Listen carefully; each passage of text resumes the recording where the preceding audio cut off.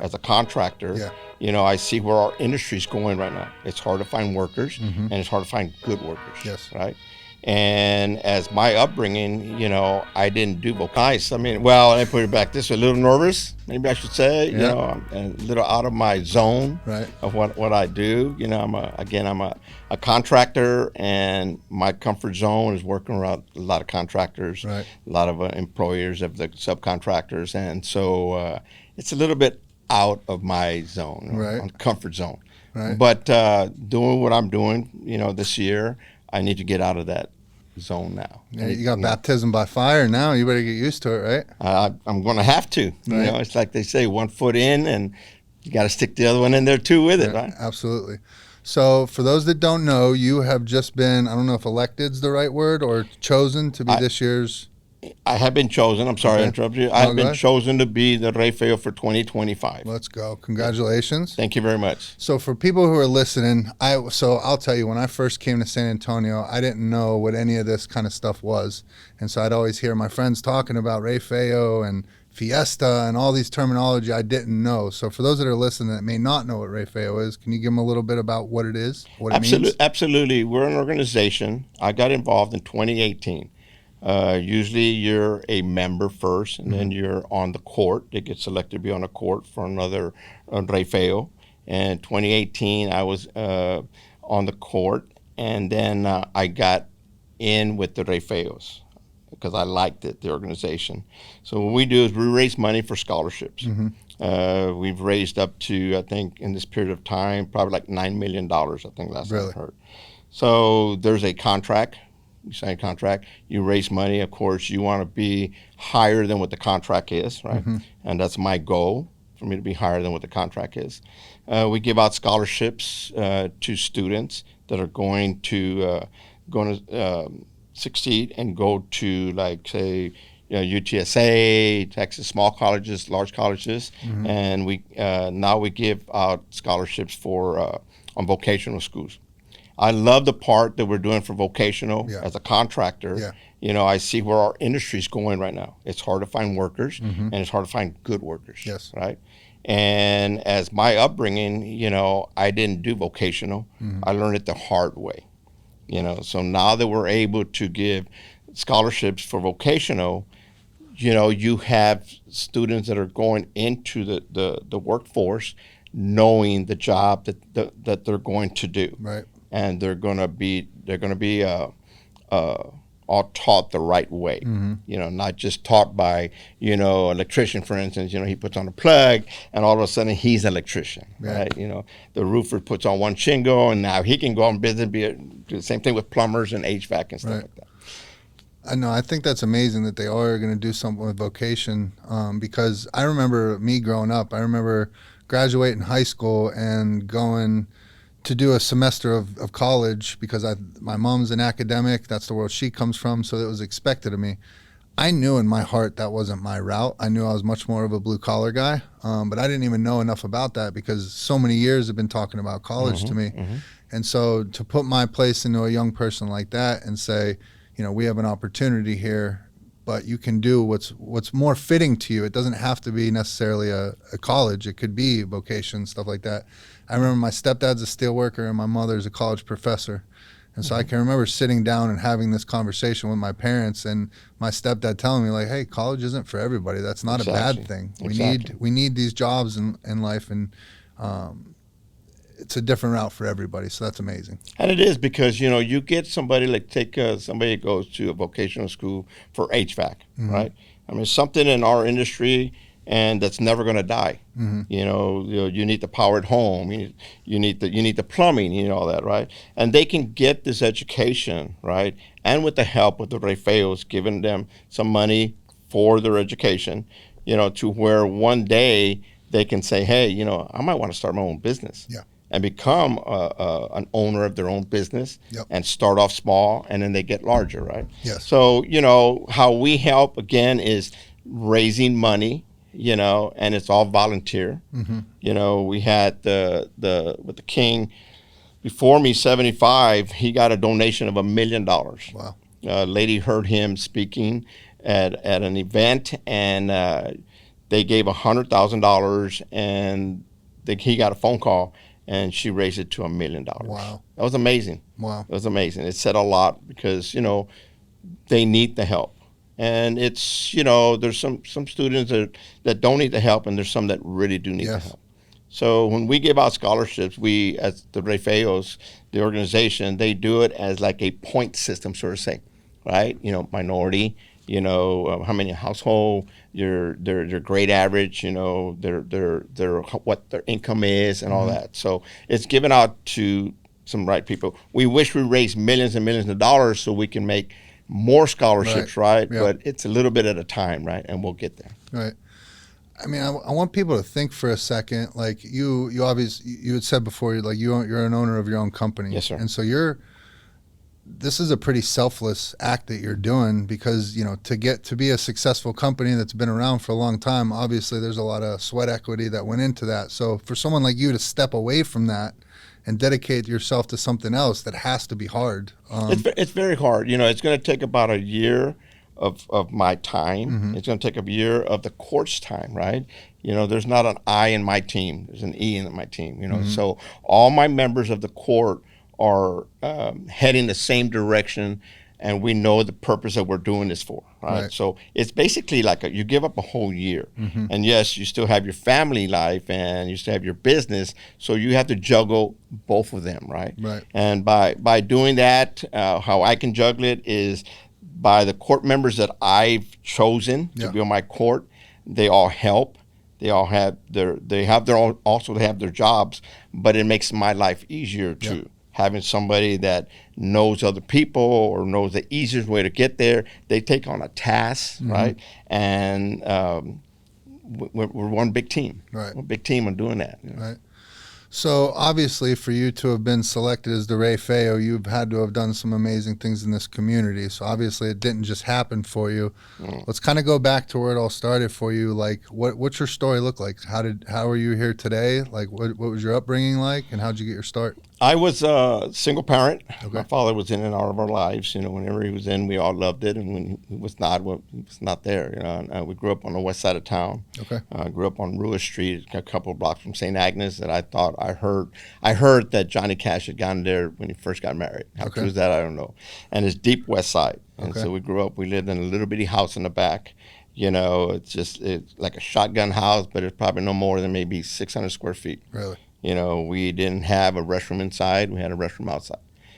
So our upbringing was really tough for my brothers. For me and my older brother, because we're like probably 18 months apart.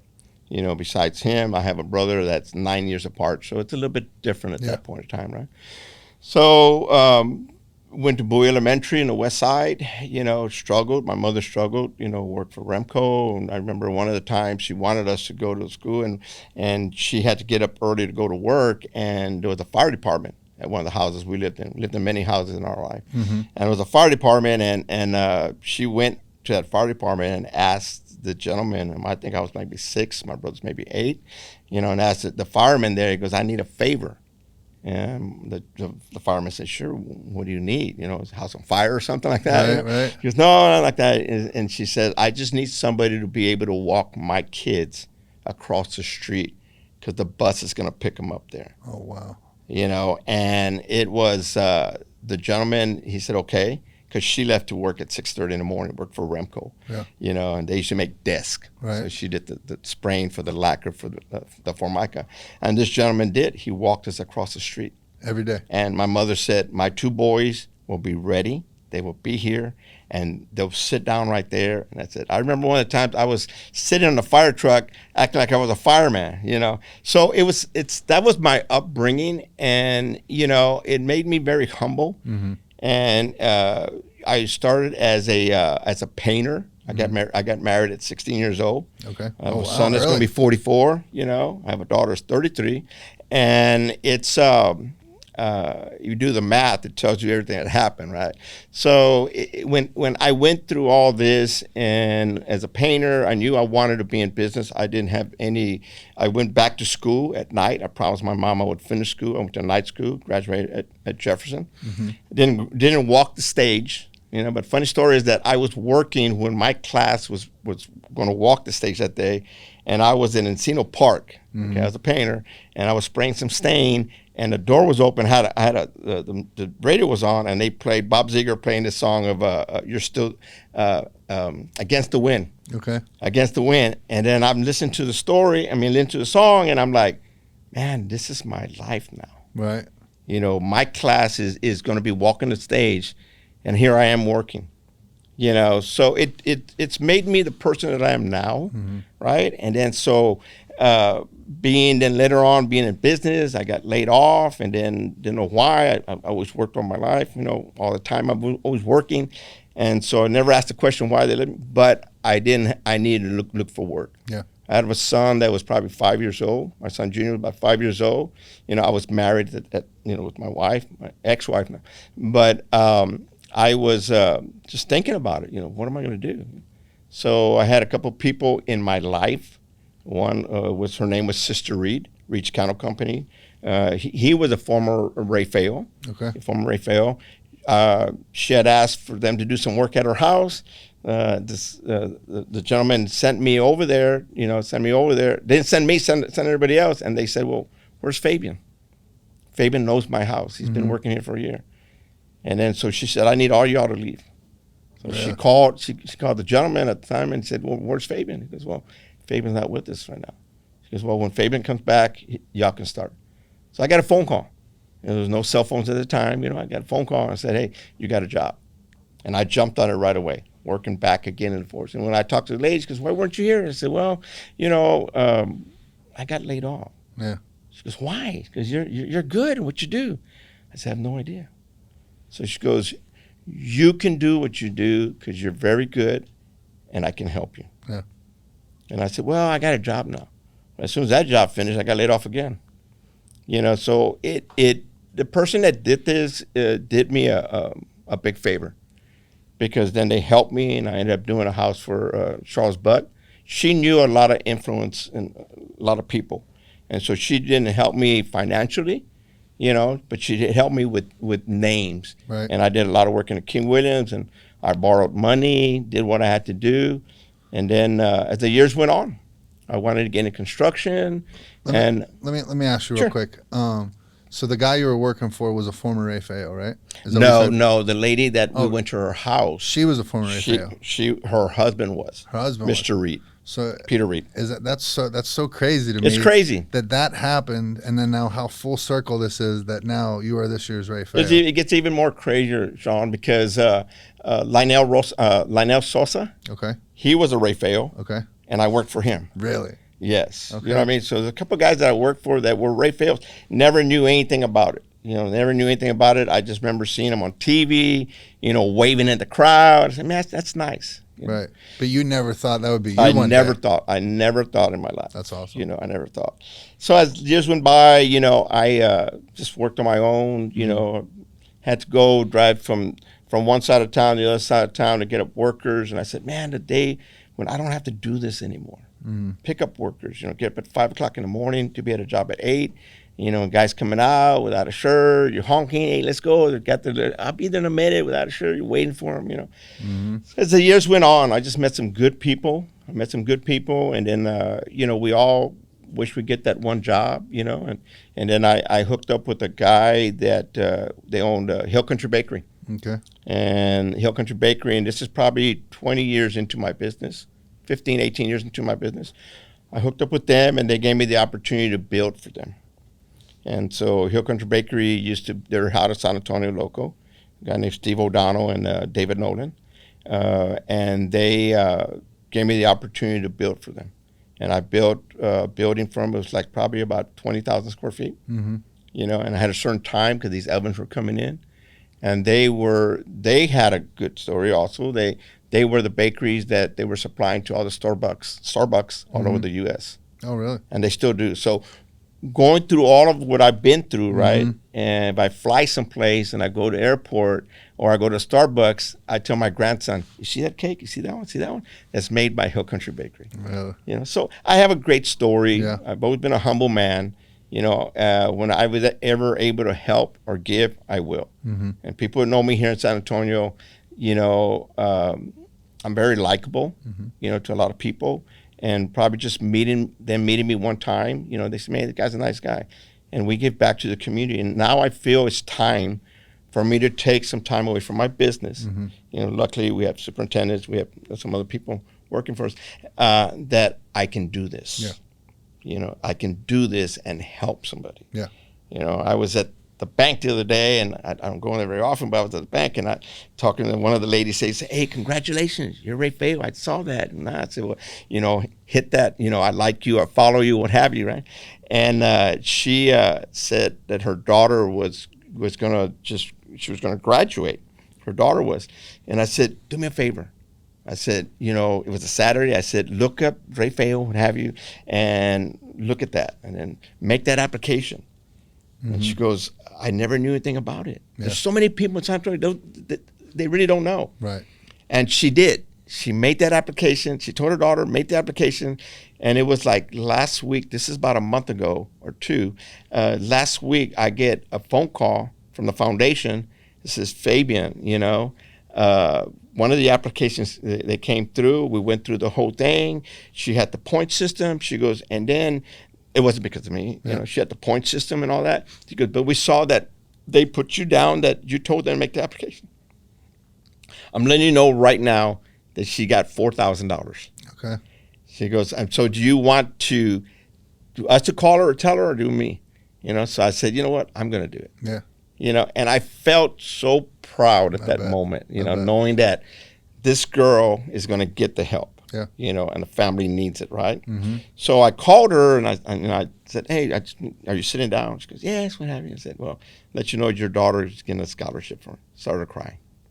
She started to cry over the phone, you know, and I was like, wow, it works. That's what Just it's about. make the application. Right. You know, and then she said she was so grateful, you know, for doing that, because I didn't know really how we were going to do it. Yeah. $4,000. Does it pay for all her scholarship? I mean, for all her school? It doesn't, right?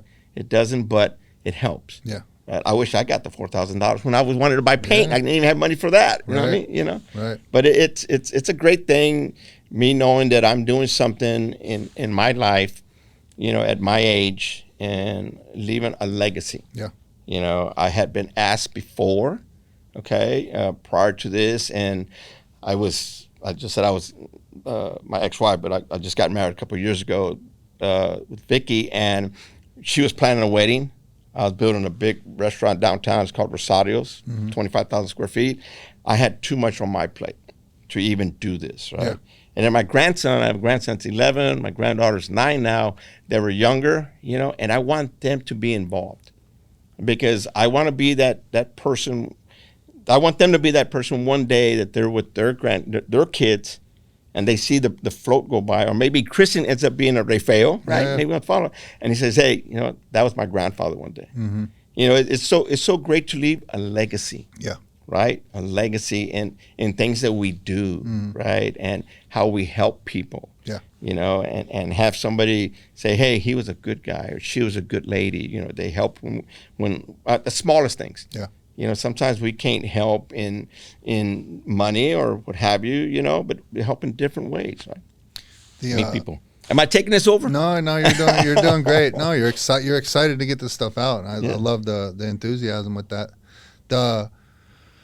I kind of look at what you're doing. It's a lot kind of like what I do, or the way I look at what I do. And so I remember having a conversation with you know, the lovely people who've given me this opportunity with the podcast, and they had asked me a question one time, and they're like, Shawn, who do you want to speak to? And so I thought about that, and like, I want to speak wherever it'll help, wherever I know I can make a difference. And so when I was telling them that, I was like, you know, if I got asked to speak at a big company, cool. If I got asked to speak at a high school, awesome. Like, if it was my choice, I'm going to pick the school, because that's where I feel I can make a bigger difference and I can impact kids.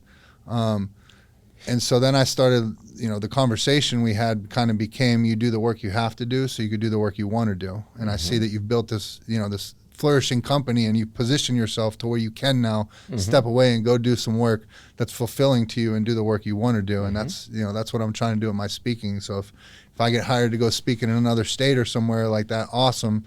you're paying me X amount of dollars, but because you are, now I'm going to speak at 2 schools in your area to where I can help. And so I love that, you know what I mean? You're aligning it kind of with a passion and with doing good in the community and putting positivity into this world, because Lord knows we need it. Yeah, I like to invite you.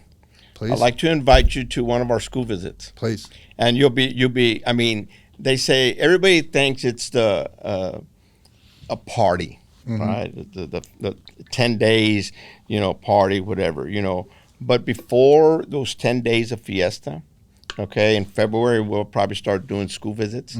My number for school visit will be number 76. Okay, because Am Rey Feo 76. Okay. When I was in 2018 on the court, and I started thinking about, man, this is really nice.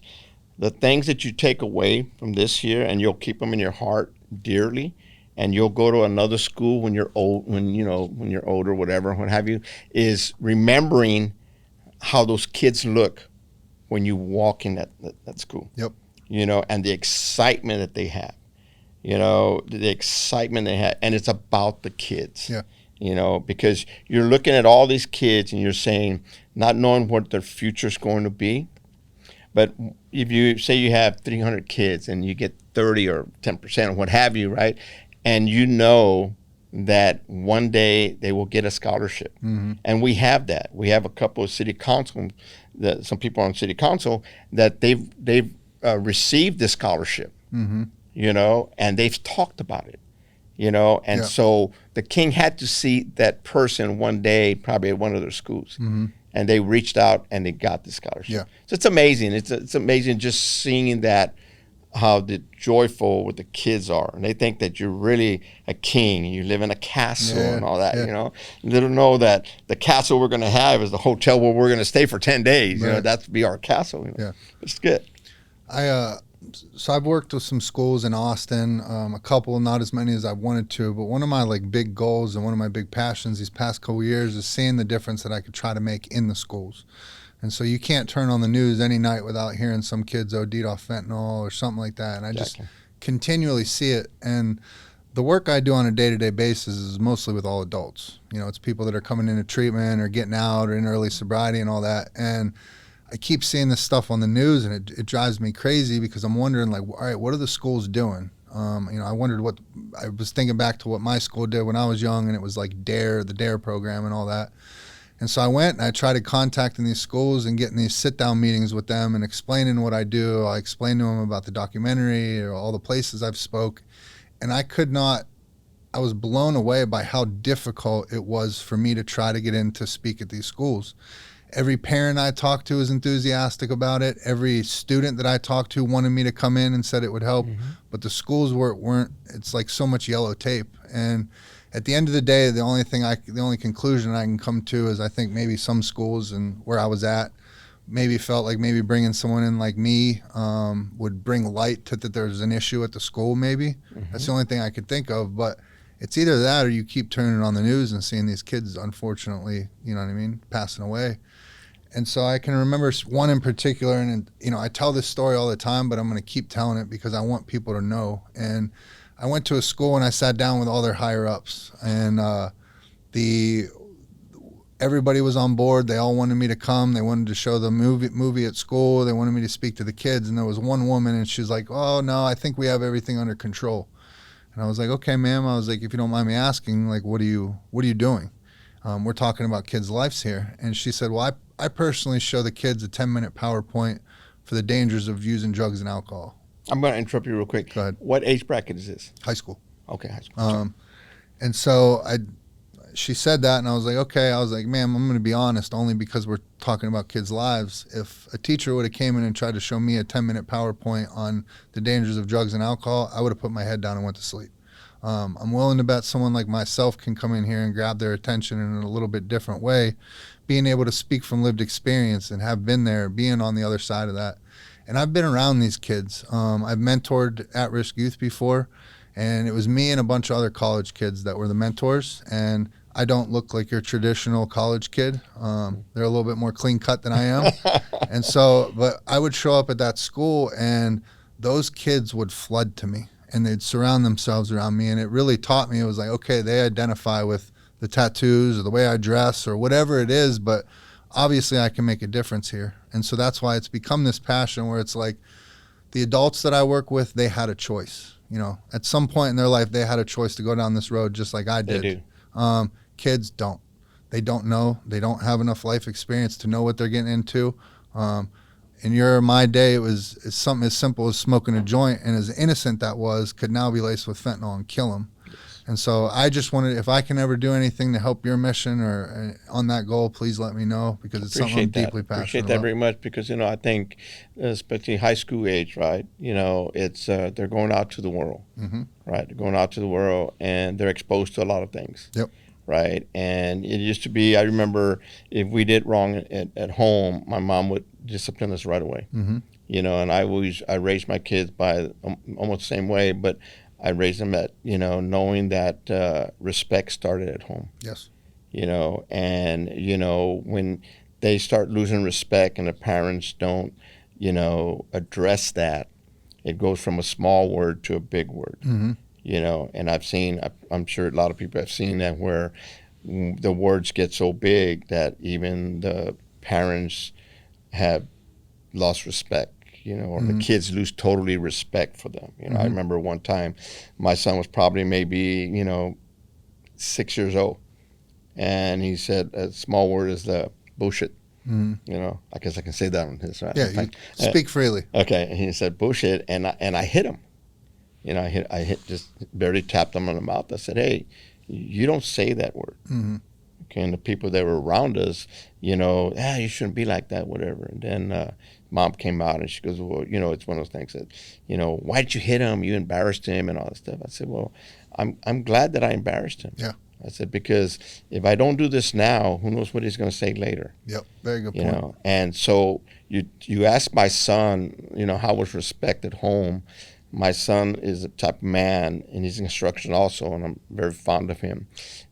He's the type of man that he shows respect, and he makes sure that his kids show respect. Right. You know, when my son also, I started him probably at the age of 5, that when he met somebody, he grabbed his hand and put his hand out and said his whole name. And then if he didn't do it, I would tell him, "Do you know this man?" Yeah. He goes, "No." And it seemed like he wanted to cry. I said, "Well, you need to introduce yourself There to you him." go. So Christian, okay, will come up to you and he'll say, "Hi, my name is," you know. Right. He gives his name and everything. And I'm like, you know, that was branched off from me to my son, to now my son to my grandson. Yeah. You know, and I get all the time, you know, your grandson is such a respectable boy and whatever, and, you know, your son. And when I do get those little comments, you know what I mean, or you know, I make sure and I tell my son, you know, you did a good job. Right. You know, so I think we've lost a lot of that, you know, at home. Yeah. You know, at home, I remember one time I was at a school visit, and I saw a kid. They're all sitting down on their knees. They're all on their knees. And as the king was talking, I had my eyes on some group kids, and there was one kid that was just rocking. And as he was rocking, his eyes were just dropping and dropping.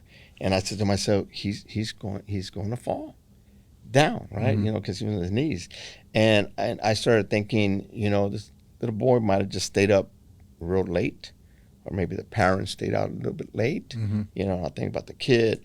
And right when he was about to fall, I walked right by him, and he landed on my cap. Really? Right there, you know. Yeah. And then the teacher came and kind of picked him up and stuff like that. But, you know, a lot of this things that happen to me with students and stuff like that is, you know, it starts at home. Yeah.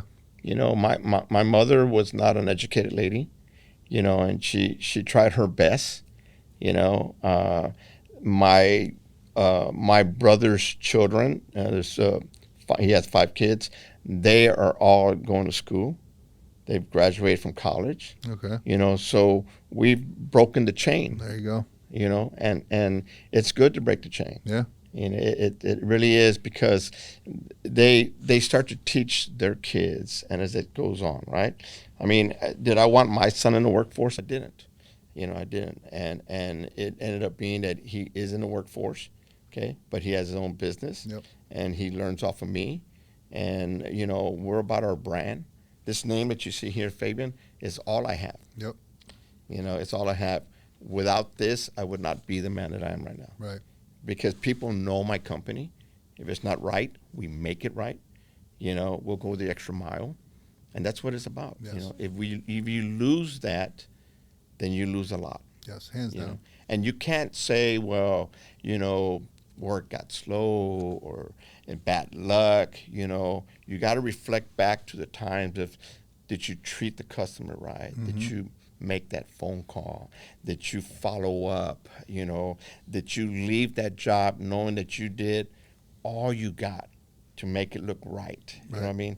And then you'll go back and you'll say, you know what? I didn't call this person. I didn't do this. And that's how your businesses start to reflect on it, right? Yeah.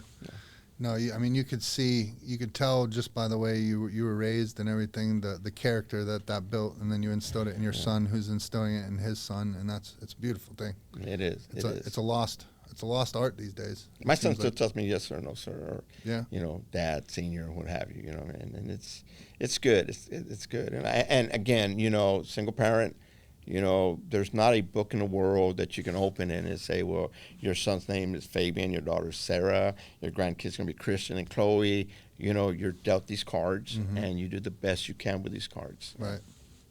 So as you're working your way up through the ranks, you were taking us kind of through your younger years. At what point do you get to where you realize that you could start your own company? I started my own company. I've been in business for 38 years. Okay. 38 years. I want to say I started like about 23, 61, 23. 23. I had no choice. Yeah.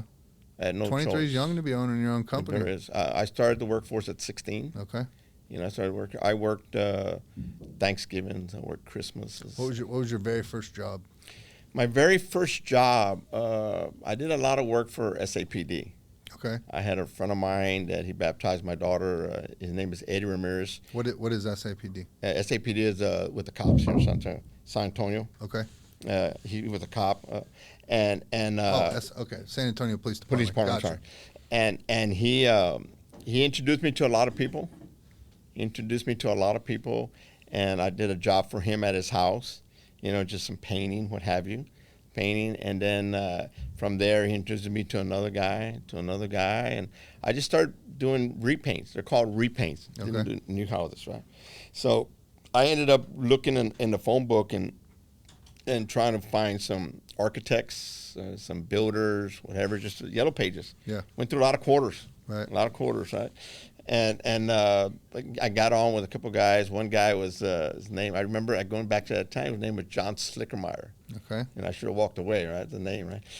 And I did a job for him, and I didn't know what the square foot price was, And I asked the person that laid me off. It was family, and I asked the person that laid me off. I had asked him what square foot price. He goes, well, it depends, whatever.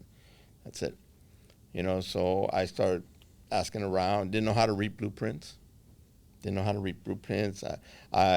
I was lucky when I saw on the blueprint that it said square footage is 2,300. Well, I bid square footage 2,300. Mm-hmm. It could have been a typo, and it could have been 4,000 square feet, but you're getting a price for a 2,300 square foot house. Right. So a few houses probably about a year went by, and then I started thinking, man, I'm working for wages here. Mm-hmm. I could barely pay the workers. I did a lot of work myself, and we're talking new houses at the time. And I'm working for wages. I said, this can't be right. Mm-hmm. And I was buying paint for, at that time, paint might have been like $13 a gallon, good paint. And then I went into the paint store, a lady that was there, Norma. I've had a lot of good people in my life. I have a lot, and now I go back to this and think about it. This lady Norma, I walked in there and I said, can I get a little cheaper paint but good quality paint? She goes, well, who's your rep? I said, rep? What do you mean by rep? She goes, you don't have a rep? I said, no. She Because you need a rep. Let me get you a rep. And you've been coming in here and buying paint, and you're buying, a large amount of gallons. They go by gallons, right? He goes, then you need a rep. Well, from $13 a gallon, it ends up going down to like $8 a gallon. So, I mean, here I am buying this paint at premium price, right? And not knowing with a rep, you can get the price, reduced down. Right. So I learned all this basically on my own, but I knew what I was doing was good. I had a passion for it. I loved it. You're getting baptized by fire though. Like you're learning on the fly, so no problem. Baptized by fire. Learning on the fly. Gotta remember that.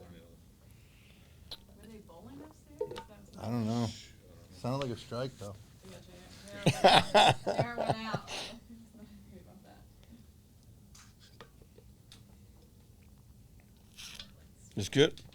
Very good. Yeah. You're a natural. Yeah. You're a natural.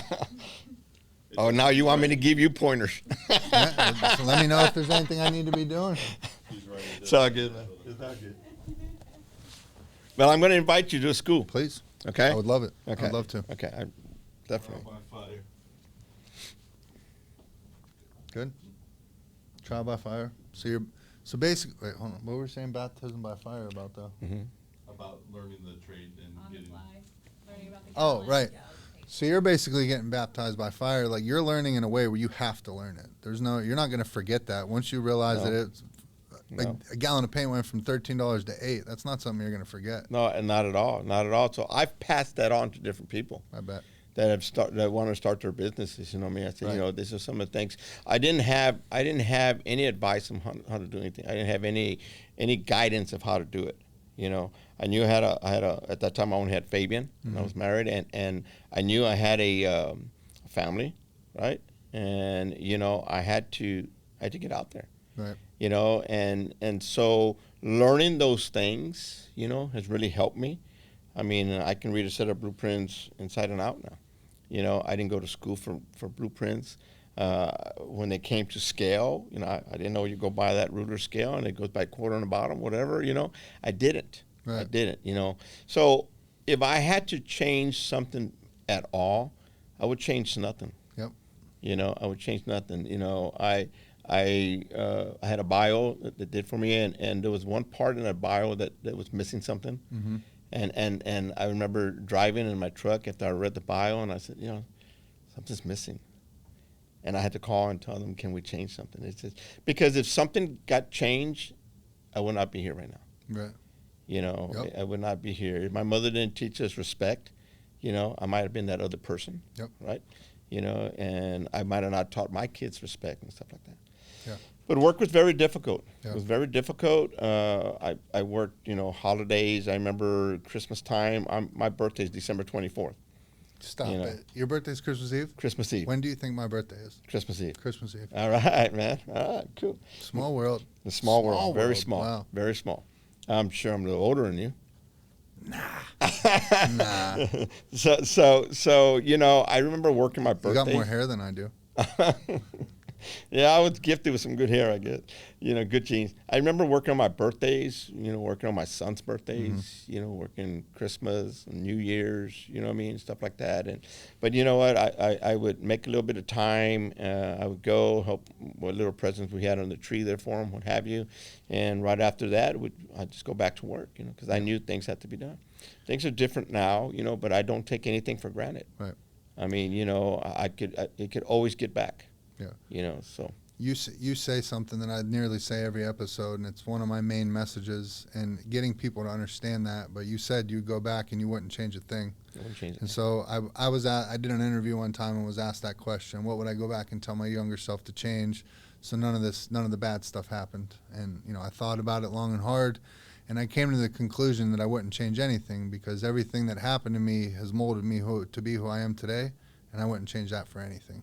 And so you obviously, I don't know if it's because we're both born on December 24th or what, but you get that too. And I think that's a big, huge lesson, I think, for people to learn, because so many people are take these things that have happened, these traumas that have happened, or tough upbringings, or hard times, and allow that to hold them down instead of understanding, no, that's molded you to be who you are. Like, be proud of that.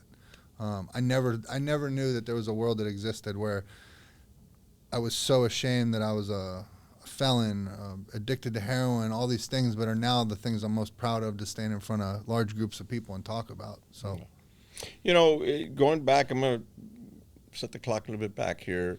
You know, a lot of, I'm sure my kids and my grandkids will one day go back and say they can remember their childhood. Okay. I want to tell you a story that remembers my childhood. okay. Okay. We're living in Detroit. Okay. Okay. We're up there '67 in the riot, during the riot. Really? I saw it. I saw the National Guard going by when everything, you know, we lived by Grand Boulevard. Not very far from where they did the Motown. Okay. Through Blacktown. I remember that real well. And seeing through, we lived in an attic. Okay, where my dad was with it at the time. We lived in an attic, and there were some louvers on top, and I could look through the louvers, and I can just see, you know, how the louvers are on an angle, 45-degree angle, and if you look at it just right, you can see across. I could see fire going on. Really? So that's downtown Detroit, right? And then I see the National Guard going by. Right? And then we, you know, those are my little stories of growing up, right? A lot of kids would not even, their stories would be like, you know, Christmas time or what have you, right? Yeah. So we're coming back to, my dad is sending us back to San Antonio, and we're getting on a Greyhound bus. And I know it was Easter because we had a basket. Okay. Okay, and me and my brother were younger, so we shared a seat, and my mom, there's only, you know, 2 seats in a Greyhound. And I remember telling my brother, Ray, Ray, there's Dad.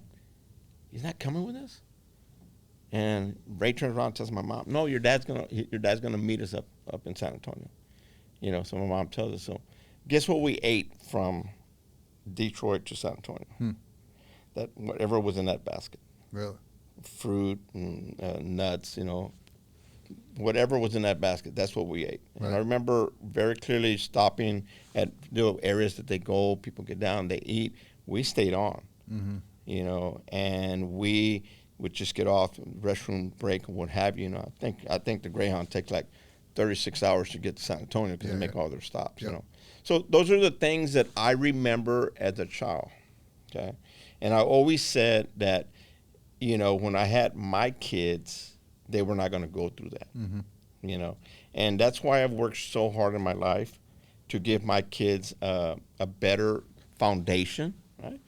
They went to private school. They both went to private school. But so they wouldn't have to have those memories as being a kid, you know. Me and my brother, we're like inseparable. My brother Ray. We slept in the same bed. You know, we almost wore the same clothes. We didn't have, you know, 4 or 5 pairs of tennies.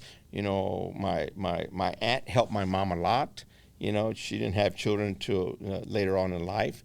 And she just passed away about, I want to say 8 years ago. You know, so bringing, my mom passed away at a very early age of stomach cancer. She passed away at 59. So we lost her, I was 40 at the time. And then my aunt, you know, was always there to help my mother. I want to say a story about my aunt. In 2018, she saw me on TV when it was Rey Feo. Yeah. Okay. And then she called me one day. She goes, I saw you. You're Rey Feo. You're all this stuff. I'm so proud of you. I said, no, I'm not Rey Feo. I'm one of the members of the court. So then she says, well, okay. And a few years later, she was ill, and she asked me to come to her house, and her and her husband did well. You know, this is probably, I want to say 7 years ago, maybe even less than that. And then she says, I have something for you. And so me and my wife now, Vicky, we go to my Aunt Faith's house, and then she pulls out, she opens a drawer. She goes, come here, and she calls Vicky to come over. We like to sit down with her there. And she goes, opens a drawer, and she pulls out an envelope from a bank. And she goes, this is for you. You know, I said, Aunt Faye, what is this for? Right. And she goes, you're going to be Rey Feo one day. Really? Yes. And it was $10,000. Really?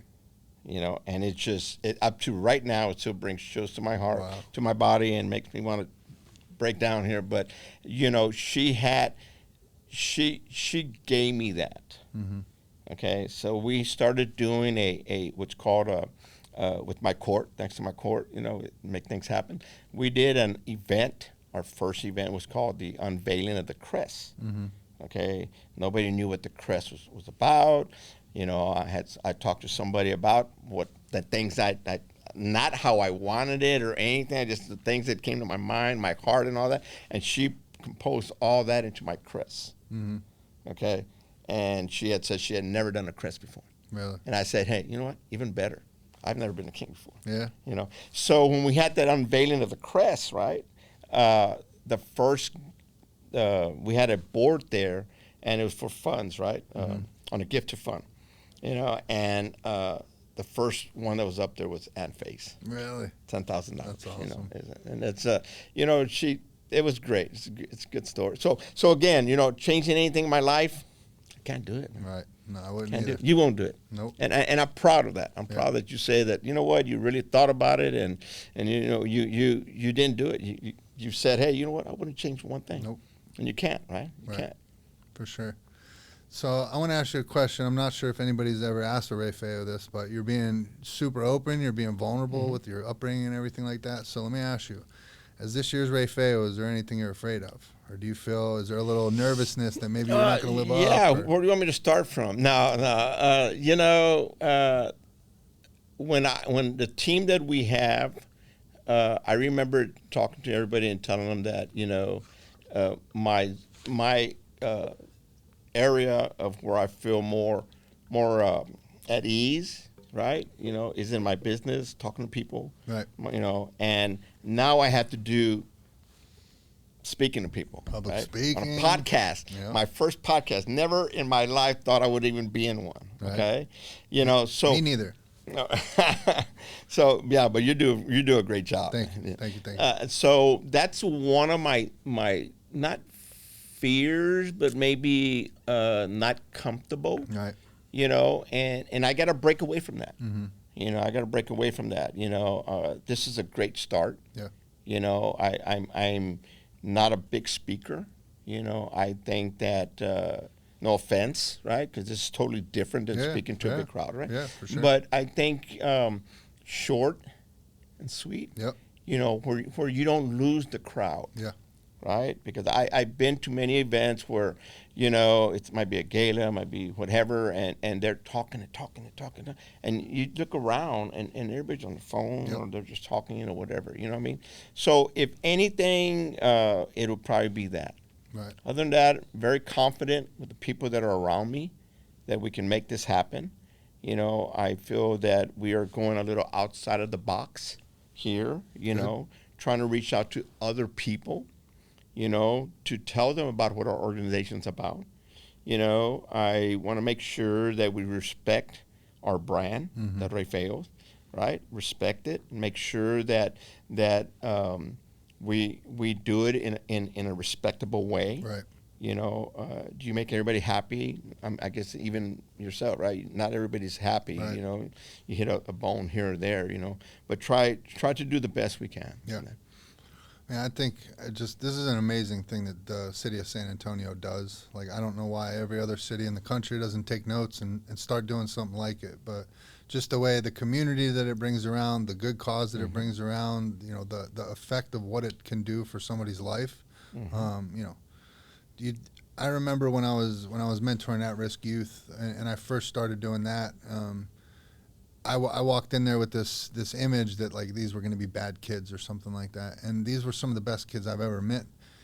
And what I realized quickly is that it's oftentimes they were just dealt a hard hand. It is no fault of their own, but, you know, fell in tough times with parents or family or whatever it was. And so just the fact of the benefit that the impact of what this could do for a kid and what they could do for their future is, I mean, it goes without saying how amazing it is. Absolutely, I take that lady. I'm hoping to hear more stories, right? Yeah. More stories of people and getting the word out there to make that application. Yeah. I mean, you know, if a person asks a question, the only thing they can say is no, right? Yeah. I mean, and if you don't ask, you'll never know. Right. right? And so like this lady, you know, she was so happy that, you know, who knows, maybe they didn't have the money at all, you Right. know, and so me knowing that she got that, and how happy she was, and when she cried, and you know, it really made me feel really good, because I really take the crown over in October 12th, I believe. Okay. It's a blessing of the crown. It'll be there at San Fernando at the church. You know, they get the crown and they bless the crown. So that's when I start. Okay. John McFadden, Rey Feo 75, is the king right now. Okay. You know, so I have a lot of friends. Hey, king. Hey, man, it's Fabian. Not It's yet. Fabian, because Not after yet. this, I still have a mission. Right. You know, and my mission is still to help people. Yeah. And help the next guy that comes around. Right. Right. And set the goals, set the standards, you know, for everybody. Right. You know. So let's say somebody's a parent or a kid that just happens to catch this on social media, or they're listening to the episode, and they want to submit an application for their kid. Like, what's the process? Who do they reach out to? Website? Anything? There is. You go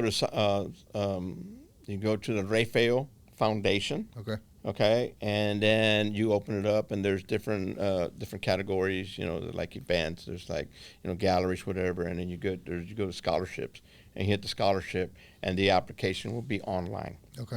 Be online. I believe they start the applications in August, if I'm not mistaken. Okay.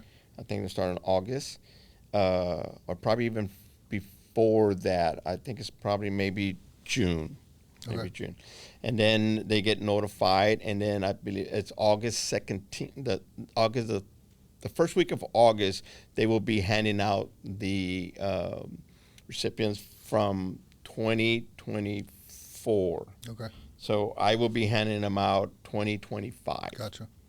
And hopefully there's a lot. So there'll be over 200 students Okay. that get a scholarship. Great. You know, we get another $1 million, we can make even more. Okay. Right. So the first off, they get a $4,000 scholarship, and after that, they can, for the next 3 years, they can get on $2,000, and they just have to keep their grades up. You know, reapply, what have you.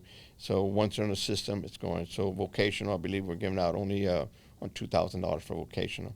I'd like to get it raised up higher. You know, I'm really on, again, like I said early in the podcast about the vocational is really big for me. It's really big for me, and we're getting ready to launch something out on video. I wanted to videotape some of the students that are like in some of the high schools right now that are doing vocational, and interview them and ask, ask them some questions. Why? What are you doing? Hopefully I get one student that says, well, my dad's an electrician. Yeah. And my dad says the only way that I can come work for him if I get certified Right. and know what I'm doing. You know what I mean? And then, and then my dad started his own business, or maybe his dad got a scholarship one day, and then I want to reach out to with the contractors in San Antonio, see if I can, let me back up. I want to do the high school, videotape them, and then I want to go to some of the, like St. Philip's College, and talk to some of the students that might have gotten a scholarship from us, or even if they didn't, talk to some of those students, talk to the teacher, and then reach out to some of the larger general contractors or big contractors in San Antonio, and see if by that if they could help us. Right. Right, they can help us, and then go trickle down to vendors, Right. trickle down to subcontractors to help, because it takes a lot of help. We need a lot of help, right? Especially when you're raising money, right? It's hard. I mean, interest rates are high. People want your dollars, but it's something we need to do. So where people that are listening, if they feel inclined, where can I donate? Where can they donate? You can go onto our website. Okay, it's Rey Feo 76, Right. and you can make a donation on there. Okay. We're doing at Rosario's this Friday.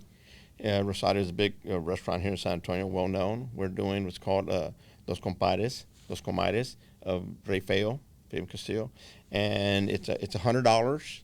To be a member. You Okay. get a VIP medal, and there's a $50 also membership. You get another medal, and it's just gonna be like a socialize. You just socialize there, and those dollars go directly to scholarships. Okay. We are not taking a dollar So out I of can this. donate and become a member of Rey Feo? You can. Oh, real? That's You can.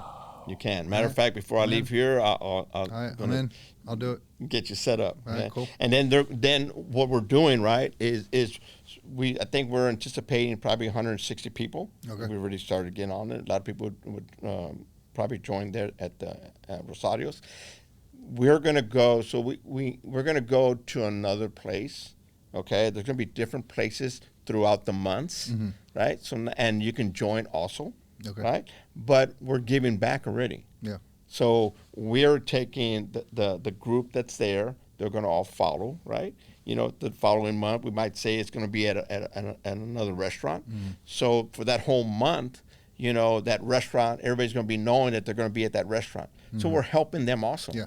right? We're helping Gotcha. them with business, Right. right? We're helping them with business, and then so on. So we're going to do it all the way through Star Fiesta, Okay. I believe. Great. Love it. So I want to ask you a couple fun questions. This is going to help. Oh. This is going to help the audience get to know you a little bit better. You as Okay. the person, not just Rey Feo. Okay. So, what is one thing that you'd be willing to share that nobody knows about you? Something One- you think interesting that people would be surprised to hear, maybe. One thing that I'm willing to share, you know, you put me on the spot, right? Because I think a lot of people, you know, just know you who you are, right? I mean, I'm a very humble man. Okay. You know, very humble man. In love, I love my marriage. You know, I love my children. You know, I love my grandkids. I love everybody, man. There you go. You know, I love everybody. I think you're supposed to do a nice thing every morning or throughout the day. You know, if it's as little as somebody missed a belt loop, Yep. you know, or opening a door to somebody, you know what I mean? Agreed. Or somebody needing help for some way or another, you know what I mean? Or seeing somebody might get hurt or Yep. stop them and do that, you know what I mean?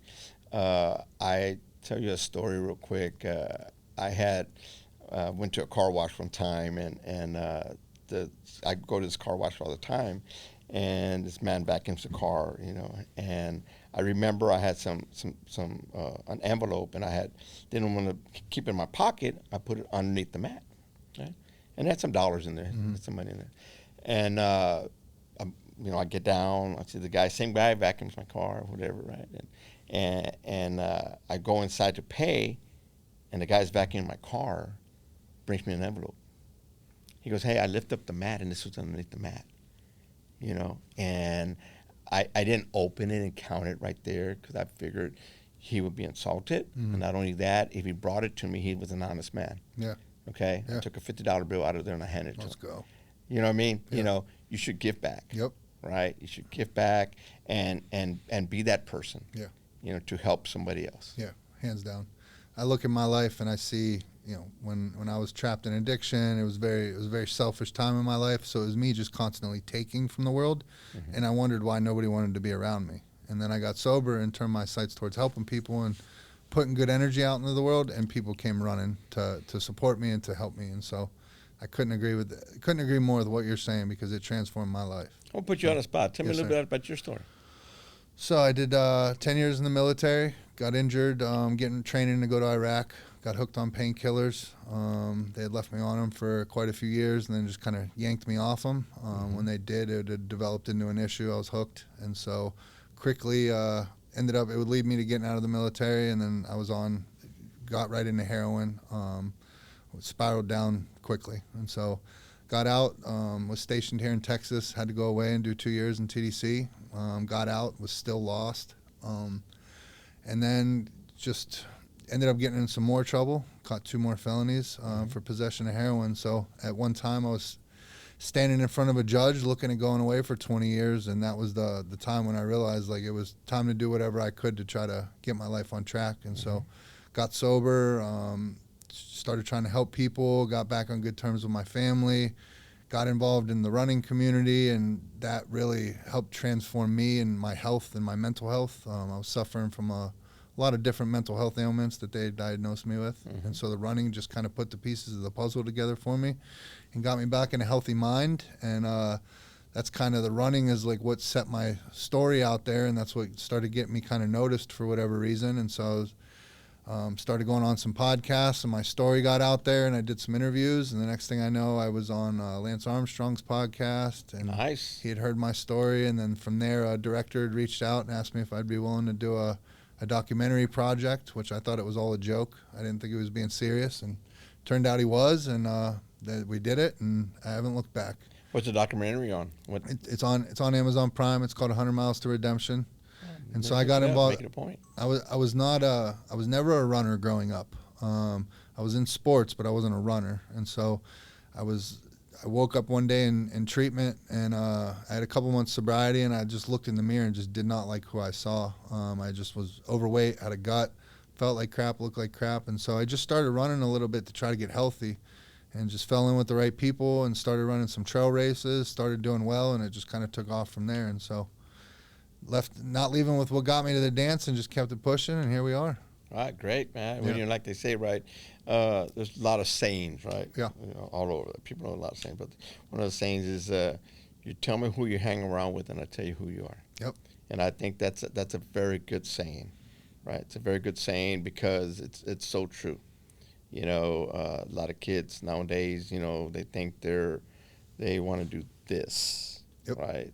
The handout, you know, what have you, and you know, they need to know that sometimes, you know, growing up and struggling, it's a good thing. Yes.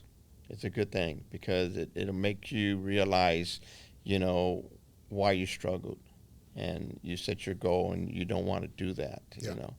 But it's a great story you got. I'll make sure I look at that Thank you. that documentary. What you just said, it's crazy. You just said about show me your friends are, I'll show you who you are. We talked about it on the episode we did right before this. That was my stepdad beat that into my head my whole life, and I would never listen until I got older and was getting my life on track, and then I realized the importance of the people I choose to allow, or that I surround myself with.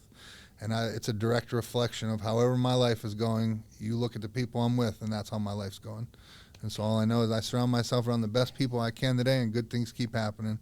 Yeah. And so when I talk to young people, that's one of my main messages is, if you're working towards a goal, you better be sure that anybody on your team is helping you work towards That's that right. goal. And if they're not, you better get rid of them. I say that to one person, and I say it a lot, you know, and it's one person very dear to my heart. Mhm. And, you know, I just wish one day it changes. Yeah. You know, you know, I'm going to bring some tears to mind. You know, that, you know, it's sayings are not just sayings for people just to listen, just forget about them. You know, Right. You know, and I tell this one person that I said, you know, live by that. Mhm. You know that if you don't hang around with the right people, you're going to be doing the wrong things. Yeah. And it's always good, right? It's always good. I'm changing a little bit here. I was with my grandson and my son in New York a few weeks ago, and we met this guy named Rey Migor. Mhm. Nigor. Rey Nigor had a beautiful story. He gave me a book. I'm not a big reader, and I've been reading it. Mhm. He grew up in the Bronx, I believe. He was dared by other kids when he was growing up. It's a great story. He was dared by other kids to do graffiti at Yankee Stadium. Oh, wow. Okay, and we're big Yankee fans. Yeah. So my son met him in Tampa Bay at spring training, and so he came over, took a liking of Christian. Mhm. Told Christian he's a very well-respected boy because Christian took his hand out and all that stuff, you know. And so when we were up there, Ray got us to get on the field, you know, and I got a picture of Ray walking with Christian on the field, and I just took that picture because it looks so nice, right? Mhm. And I'm about taking pictures and looking at them. And so how the story goes is they dared him to do graffiti, and he didn't want to do it. Mhm. And the other kids they did graffiti, so he does graffiti. When they caught the one doing graffiti, they all ran, and somebody put their hand on Ray Mm. and grabbed him, and they took him into the stadium. And they put him in this, apparently like a little cell, because they have, you know, all Yeah. stadiums have. If somebody's acting out right, they put him in a cell until the cops get there, whatever, right? So they put him in the cell, and George Steinbrenner comes up and tells him that he was not going to call the cops, that he was going to work it out. It's a great story. You Yeah. can look at it and read the book. And so Mr. Steinbrenner, he helped this kid and ended up being a bad boy at one time, ended up cleaning uniforms, even cleaning the cliques for players. Mm-hmm. He got to meet Mickey Mantle, got to meet all these people. He is still with the organization right Really? now. Wow. And when you see his story, it's like, wow, he could have taken that path, Yep. right? He could have taken that path of, the kids that were daring him and whatever, right? And he took another path. Right. So if it wasn't for George Steinbrenner to help, who knows where Ray would have been, Right. right? Right. And it's a great story. I just think I love that. Going back to you were talking about one of the person who's near and dear to you, and you tell them that all the time. I remember being in a position like that, years back, and somebody gave me a very good piece of advice with that, and they said, hang around the people that are at where you want to be in life. When you walk into a room, when you go into an AA meeting, when you do this, hang around the people that have what you want. And that was big for me. And he didn't mean like financially or, materialistically. It's like when I walk into a room, I identify the people that are honest, they have friends, their family speaks to them, they're putting good energy out, like all these things. And that's who I wanted to be. So that's what I chose to surround myself around. So hopefully that your loved one hears this and does the same. Hopefully, I say a prayer, a special prayer, right? And then there's times that I forget to say it, and I'll get up like at 3 o'clock in the morning, just something woke me up, whatever, and I say, oh man, I didn't say that prayer, and I'll say it. Yeah. You know what I mean? But hopefully it works around. Good. So another quick question. Okay. Hypothetically speaking, Okay. you're walking out tonight for the heavyweight championship of the world. What is your walkout song? What song gets you motivated, ready to go? My walkout song. Well, we had one when we had an unveiling, right? And it Okay. was signed, sealed, and delivered. Okay, who's that by? That's by Stevie Wonder. Again, I grew up. Some of my early age of growing was in Detroit. Okay. So I've been a big fan of Motown. All right. The 60s, 70s. I think there's certain music that will never die, right? They do. I guess they're called remakes, right? Yeah. But they haven't died yet.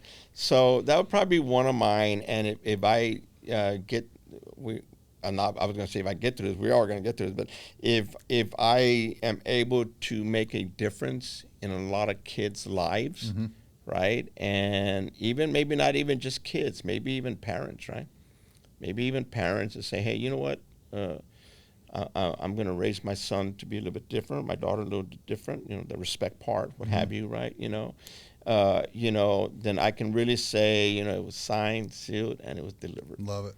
Yeah. Love it. That's Yeah. great. So I don't want to put you on the spot, No. but the way we like to wrap up the podcast, Okay. they've heard your story, they've gotten to know you a little bit, but if you'd be willing, if you take a look into your camera, maybe throw out some I am statements that let the people know who you really are.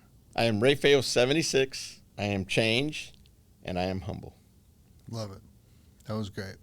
I cannot thank you enough for coming in today. You just rocked your first podcast, knocked it out of the park, and I know you're going to be a natural. If I can help your mission, sir, in any way, shape, or form, please let me know. I appreciate you very much. Of course. Appreciate you very much, and thanks a lot. Of course, sir.